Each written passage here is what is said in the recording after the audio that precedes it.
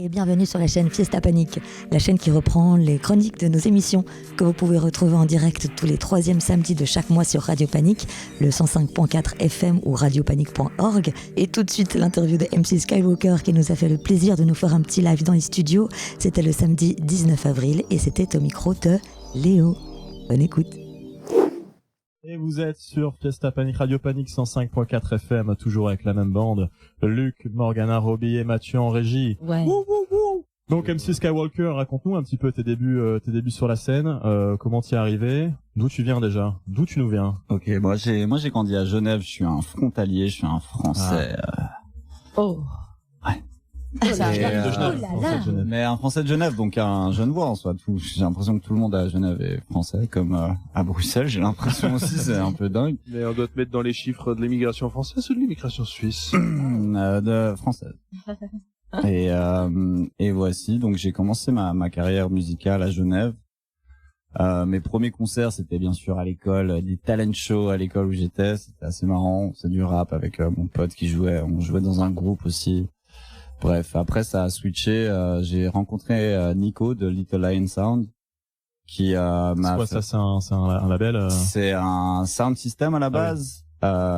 C'est un mec hallucinant de Genève qui en gros a starté d'un sound system. Ensuite, il a bâti son studio et là, il a créé son label qui s'appelle Evidence Music et il est juste hallucinant comme mec. Il a été incroyable pour moi pendant des années il m'a fait monter sur scène. Il m'a organisé mon premier MC Skywalker headline show. Il y avait genre 12 personnes. C'était dingue. T'avais quel âge à ce moment? J'étais je devais avoir 16 ans. 16, 17 ans, un truc comme ça. Et après, j'ai commencé à traîner avec des DJ. Tu vois, ces gens-là un peu... DJ, ouais, c'est un peu chelou comme ça, ouais. Ouais, on verra ça pas. Et ils étaient à fond en mode dubstep et j'ai commencé à host du dubstep alors que j'étais mauvais mais d'une force, mais j'étais le seul qui le faisait, donc on me bouquait, tu vois, donc c'était assez marrant. Et on avait une résidence dans un bar, dans le sous-sol d'un bar, je me rappelle même plus comment il s'appelle, à Genève. Et tous les jeudis on allait là-bas et on faisait n'importe quoi. Et je m'entraînais en fait. Et après j'ai bougé juste avant que je bouge aux études au Canada. J'ai commencé à host la drum and bass et je me suis dit mais yo, c'est tellement plus facile. C'est genre du boom bap x2. Enfin il faut que j'apprenne une technique de rap, de rap ouais, qui s'appelle le double time. Ça a été un peu difficile à maîtriser au début parce que quand tu vas en gros 2 fois plus vite en gros. Ouais. Et après, ça s'est suivi de ça. J'ai habité 1 an au Canada. J'ai fait beaucoup de soirées dubstep. J'étais au Belmont. J'étais quasi résident au Belmont à Montréal. C'était que des soirées. C'était Bass Wednesdays ou un truc comme ça. Bass, ouais. Bref. Sorry, j'ai écorché le nom. Et je suis revenu à Genève et j'ai mon pote Loris Mythical qui organisait ces soirées qui s'appelaient Drum That Bass, qui s'appelle toujours d'ailleurs Drum That Bass. Et je suis revenu à fond là-dedans. J'ai bougé en Belgique et j'avais MC pour un gars qui s'appelle Gunman, qui avait ce festival qui s'appelle, oh mon dieu, je peux pas oublier ça, City Flow Festival, excusez-moi, et qui était à Anvers. Et en gros, j'avais host pour lui à Genève. Et je l'avais vu sur une line-up à Bruxelles quand j'étais à l'ULB, des 3 ou 4 cours où je me suis présenté là-bas. Et je l'ai appelé, j'étais là, yo, c'est moi qui ai host pour toi à Genève. Il était là, vas-y, viens. Et je suis monté sur scène et en fait, j'ai host pour c'était Icicle back to back. Ah ouais. Alix Perez justement. On a parlé la fois passée d'Icicle. Et exactement. Donc là, t'es revenu du Canada. T'as quoi? T'as une vingtaine d'années? Je venais d'arriver à Bruxelles. J'avais 21, 22, ouais. 21, je sais plus. Ouais, dans ces eaux-là, quoi. Tout est fou, tout est fou. Et ouais, j'ai fait ce show et ce mec justement Gunman m'a dit ben vas-y, il faut que tu fasses ça ici maintenant. Et je suis direct devenu résident pour des soirées qui s'appelaient Stealth Bombers et Invaders. À ce moment-là, ça se passe beaucoup en Flandre, hein, non? C'était Gand, c'était surtout Bruges, Anvers et Gand. Et ouais. C'était une dinguerie. Enfin, c'était l'âge d'or de la jump up belge. Ils disent ça. Enfin, est-ce que tu peux nous expliquer un peu de jump up? Parce que alors, tu rentres dans la technique. Hein, ouais. Désolé. La jump up, il y a la drum and bass. Il y a plein de sous-genres. Il y a la liquid, neurofunk et jump up. Et jump up, on était un peu les moutons noirs au tout début. Enfin, c'était un peu de la musique facile, on va dire, juste méga agressif, des synthés ultra violents, des drums méga simplifiés, parce que surtout la drum and bass, la jungle, c'est les breaks, ça va dans tous les sens. Ouais. Là, c'est punka, punka, punka. C'est plus simplifié et plus agressif dans les synthés. Exactement, les synthés vraiment.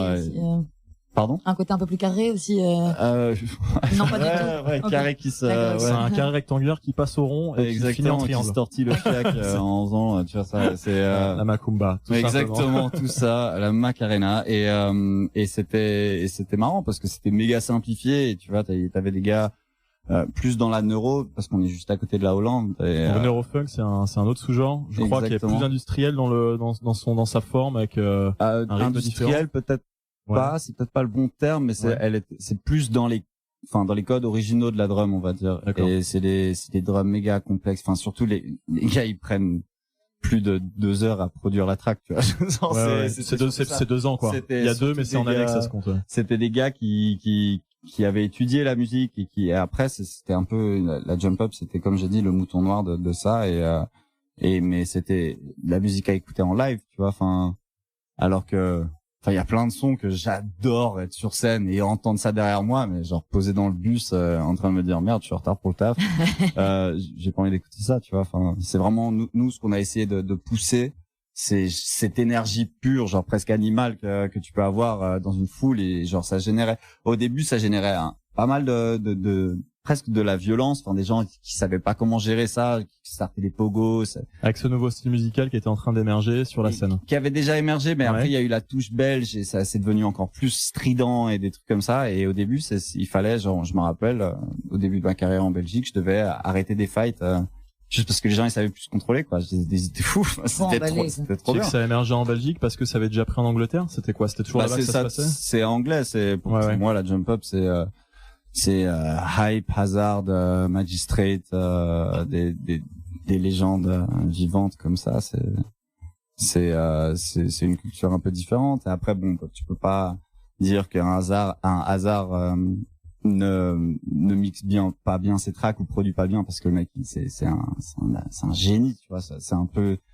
En fait, on a le style a été un peu, le reste de la scène a été un peu condescendante comparé à ce style, mais maintenant tout le monde en joue donc. What's up, guys? Ok, le vent a tourné, quoi. Bah oui, après, justement, les gars, ils se sont entraînés. C'était plus genre, tu télécharges FL Studio et bam, genre, 3 tutos YouTube et tu balances une track, quoi. Ouais. Maintenant, il y a du recherché et maintenant qu'elle devient de plus en plus, commerciale, cette musique, elle a enfin atteint ce continent qui s'appelle, United States of America. Et tu me parlais d'ailleurs de grosses structures américaines qui étaient en train de racheter depuis quelques années des marques, des. Ouais, ils sont là. Bah c'est le Covid qui a la musique, l'industrie de la musique a vraiment souffert à cause du Covid. Donc les gros gars ils ont tout racheté, quoi, tout simplement. Et là ils ont racheté des structures qui organisent des festivals, des trucs, des labels, des tout. Tu vois, c'est un peu le the way it goes. Malheureusement, c'est pas mal. C'est comme ça, c'est juste ça diversifie plus trop la scène et ça a d'autres aspects positifs, mais il y en a certains qui sont négatifs comme dans toute situation. Si t'as le monopole sur quelque chose, c'est jamais forcément bien, tu vois. Ouais. Donc là, à ce moment-là, t'es MC, si j'ai bien compris, particulièrement en Flandre où la scène se développe et puis s'est développée avec le temps. Exact. Comment t'en es arrivé à te booker à l'étranger après, petit à petit, faire des scènes plus internationales, quitter la Belgique? Bah, j'ai fait beaucoup de sons avec Hedex, Charlotte Hedex. On a créé ce duo. En fait, c'est un peu l'internet qui a créé ce duo parce qu'on a fait un set qui s'appelle, à Univers Festival en 2014 ou 2015, je me rappelle plus exact. Je crois que c'est 14. Et on s'est rencontrés 3 minutes avant le set. Genre, j'ai regardé, j'étais là, c'est un petit roux, lui. C'est toi, Hedex? Parce qu'habituellement, pour faire une scène, tu rencontres les DJ avant ça, il y a une préparation. Jamais, tellement freestyle. Surtout au début, c'était vraiment... surtout en plus, parce que tu vois, comparer la scène anglaise comparée à la scène belge, t'as 7 ou 8 MC dans une rave anglaise, et en Belgique, t'en as 1 ou 2. Et c'est plus des hosts, comment dire, host, c'est un invité, quoi, c'est genre, non, des organisateurs. Attends, tu veux dire quoi? Non, host, celui qui accueille. Ouais, exactement. un accueillisateur. Aussi, je t'en rappelle. Un accueillisateur, voilà, exactement. Et en fait, en Angleterre, c'est comme moi, quand j'avais genre 15 ans, on mettait des instrus sur mon téléphone, et t'avais les X-Mini, là, tu vois, les tout petits trucs où tu pouvais les lier, t'en avais 5. Ouais, je vois. Et en fait, t'avais l'impression que le son était plus fort, mais en fait, à chaque fois, c'était divisé par 2 et t'avais juste un truc qui te bouffait ta batterie et c'était trop bien. Mais on était les rois du monde. Et genre, tu mets une instru hip-hop, j'ai le réflexe de vouloir commencer à rapper dans ma tête, faire de l'impro et tout ça. Et en Angleterre, c'était plus comme ça avec la drum. Et moi, j'ai découvert la drum en tant que on casse des trucs, on fait les fous. Et donc j'ai eu plus cette énergie tirée vers le hosting que vers le MC lyrical à fond, bam bam bam. Et en allant en Angleterre, bah justement, on a amené ce truc. Enfin, il y a beaucoup d'MC qui l'ont fait avant moi, hein, mais vraiment d'être host. Il y en a pas beaucoup qui faisaient ça en Angleterre, donc j'essayais de faire plus de textes parce qu'on me dit genre attention. Oui, disons que t'avais trouvé ton créneau et que t'étais plus là-dedans. Bah ouais, je me suis dit vas-y, on y va quoi. Enfin, il y a une raison pour laquelle on m'a appelé. Ok, on y va quoi. Et c'est un peu difficile parce que tu sais pas, t'es pas chez toi. Enfin déjà, les voitures elles sont de l'autre côté de la route. Trouver du pain c'est difficile. Tu vois, c'est Du bon pain. Du bon pain. D'ailleurs. Ah, moi je connais une bonne adresse. Ah ouais? Oui, sur Bruxelles. Ouais, Ah, ouais, parce que tu me l'enverras. Oui, boulanger, Port de Halle. Ah oui, boulanger, Yes. effectivement. Nice. Validé. Oui, validé. Et ouais, donc après on a fait quasi toute l'Europe, on a fait l'Australie, Nouvelle-Zélande. Ouais, une date qui m'avait étonné, moi, quand j'avais vu passer ça, j'étais assez étonné qu'il y aurait une scène là-bas, mais dans les pays baltes. Je sais que Estonie, Lettonie, il y a des trucs là-bas, et puis il y a un budget en plus, hein. Il y a des organisateurs qui ont un budget. Ouais, non, ils adorent ça, hein. C'est vraiment cool. En plus, c'est ce qu'on discutait avant, c'est chaque pays, c'est un peu une énergie différente. T'as les gars qui sont là juste juste pour faire la teuf. Il y en a qui sont là pour vraiment écouter la musique. Il y a des gens qui s'attendent à certaines choses. Et en fait, c'est à toi, en tant qu'artiste, de trouver au milieu de tout ça et d'un peu te dégoter un sourire et en fait, le plus gros compliment en drum and bass, c'est que tu te prennes un gros doigt d'honneur dans la gueule et que la personne elle te regarde de manière vénère. On appelle ça la bass face. C'est méchant, quoi. Il s'est passé un truc méchant et le mec, il te le rend, quoi. Il te le montre. Pour le coup, genre, la première fois que j'ai joué en Angleterre, je m'en prenais, mais genre, j'avais vraiment l'impression que j'étais en train de me faire embrouiller, mais il y avait genre les 3 premiers rangs qui étaient en train de me faire des gros fucks. J'étais là, mais attends, j'ai envie d'appeler ma mère. Je suis pas bien. Et en fait, c'était trop bien. Genre, ils sont fous. Enfin, ils étaient fous. Ouais. Oui, donc t'as vibé différemment en fonction des lieux où tu joues, et donc forcément, toi, ton rôle sur scène s'adapte aussi aux scènes dans lesquelles tu joues. Exact. L'énergie doit être différente en Angleterre qu'en Belgique ou justement les pays baltes dont on parlait. Exactement. C'est reçu différemment, quoi. Et tu vois, c'est ça la différence entre un MC et un DJ, c'est que le DJ, par exemple, il a une saison de festival, il prépare son set, il va jouer le même set tout le festival. Peut-être qu'il aura produit des nouvelles tracks, inséré des nouveaux trucs. Mais moi, il y a beaucoup d'impro, il y a des textes, mais il y a beaucoup d'impro. Et en fait, il faut que je trouve comment matcher ce set, enfin connecter ce set à cette foule, en fait. En parlant de ça, un petit point de suspension, mais tu nous as prévu un petit freestyle peut-être, hein, à la suite. On verra, quoi. Peut-être. Moi, je vous ai dit, je crois que je vais le faire. Il se fait désirer. Ouais, c'est désiré. Donc restez branchés, hein, sur le 105.4 FM, hein, parce qu'il y aura un freestyle de notre ami MC Skywalker. Yes. De quoi on voulait parler? On a fait le tour un petit peu de la scène européenne sur laquelle t'as été. Morgana, tu voulais réagir? Bah non, je voulais justement rebondir simplement sur les festivals et revenir simplement sur ta trame de base, Léo. Ouais. Je me demandais si t'avais des souvenirs particuliers justement au festival. Est-ce qu'il y a des choses qui te reviennent en tête particulier? Moi je me rappelle la première fois que j'ai joué à Dour, mon Dieu. En fait, j'étais allé l'année d'avant avec des potes et on était monté de Genève. On était tombé en panne au retour, on avait dormi dans un Formule 1, c'était l'enfer, je me rappelle, au bout de ma life. Et on était devant cette scène Red Bull Electropédia. J'étais, l'année prochaine, je joue là, mais dès mon taxe, tu vois. Et l'année d'après, j'ai joué là, et c'était vraiment. J'habitais même pas en Belgique, genre j'avais même pas encore décidé que j'allais aller à l'Uni pour le bref temps que j'y suis allé. À Bruxelles, je savais pas. Et après, justement, j'ai commencé à faire ces trucs dont je vous ai parlé avant, avec Gunman qui m'a bien plug avec les bonnes personnes. Et j'ai fait Dour avec Baz et Simplistics.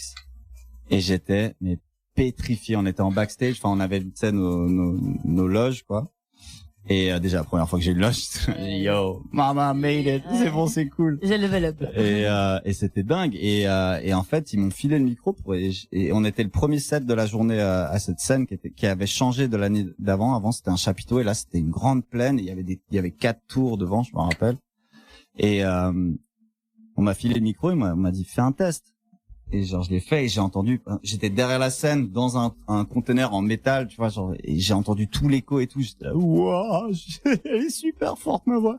Et j'étais complètement stressé et je me suis dit mais je suis déjà venu à ce festival.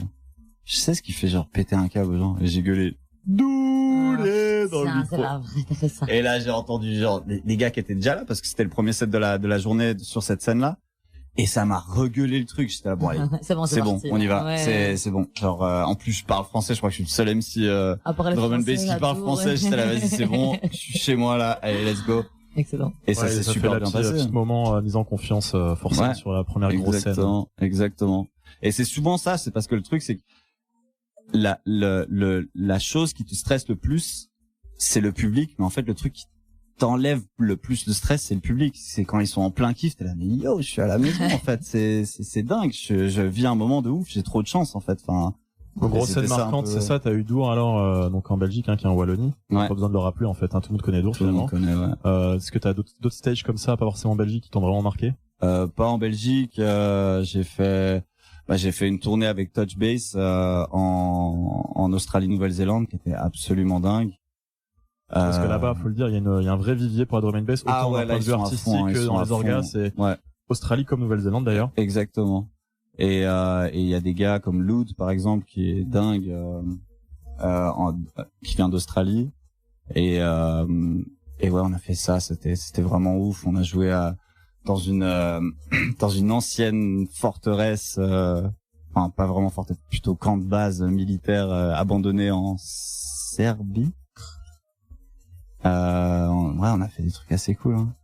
On a joué sur un truc de Formule 1, un racetrack de Formule 1 en Autriche. Ouais, on a fait des trucs cool quand même. On a fait des trucs cool et on va encore faire des trucs cool. Ouais, exactement. C'est ça qui est chouette dans la vie, c'est qu'on peut faire quand même pas mal de trucs cool, quoi. Ouais. Tant que c'est pas fini, quoi. C'est clair. Tiens, regardez petit à petit comment ça se fait la transition. J'enlève le fond d'ascenseur. Waouh, putain, il est trop fort. On était sur un petit Lensman, une petite scène qu'il a fait à l'Equicity Festival aux Pays-Bas en 2023. Magnifique. Voilà, pour ceux qui voulaient savoir si jamais ça a pu parler à des gens, tant mieux. Yes,